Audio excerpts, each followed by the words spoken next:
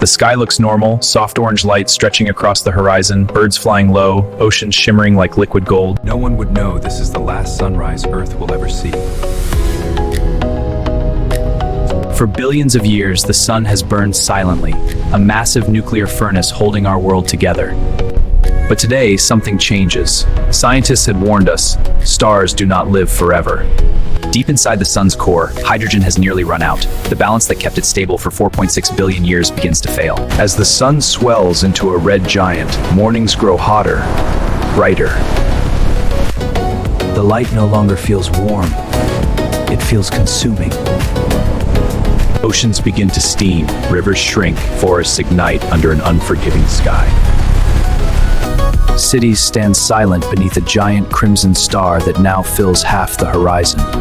The sunrise is no longer gentle gold, it's a deep, apocalyptic red. Shadows stretch longer than ever before. In its final act, the sun sheds its outer layers into space, glowing like a cosmic ghost. For a brief moment, the sky becomes brighter than ever imagined, and then, darkness. The remaining core cools into a white dwarf, a small fading ember where a star once ruled the sky. Earth, if anything remains of it, drifts lifeless in the cold silence of space.